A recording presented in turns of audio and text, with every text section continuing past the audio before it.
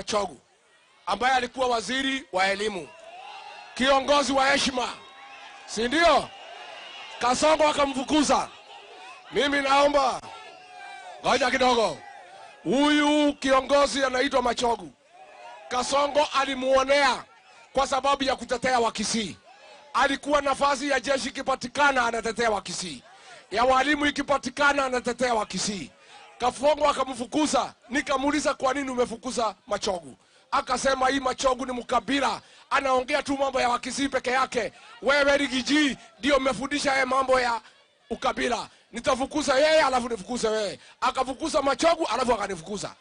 Sasa kabla alipofukuza Machogu nikamuuliza swali, wewe William Ruto, hii jamii ya Mgusii, Machogu ndio amekuwa kiongozi hapa akiwa minister peke yake. Sasa vile umemfukuza, hii wa Mgusii kiongozi wao kwa serikali yako ni nani? Si ndio? Unajua nilijibu nini? Na hii mtu wako madharau.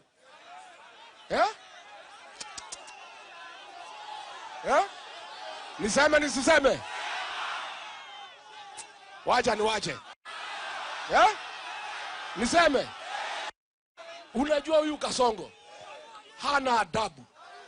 Jamii ya Mgusii, jamii na ishara wa hali ya juu, wenye matatu, wenye maduka, wenye ukulima, watu wako na bidii, wenye Nairobi, wenye Nakuru, wenye Mombasa. Unajua vile aliniambia?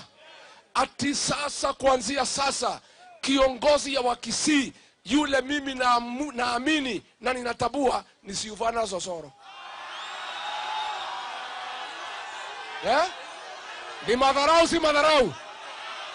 Ni aibu si aibu? Mimi wacha niongeleze Kasongo. Ile ndio TV ya Kasongo ile. Ako kwa TV. Hebu point wewe Kasongo wewe. Wewe Kasongo wewe.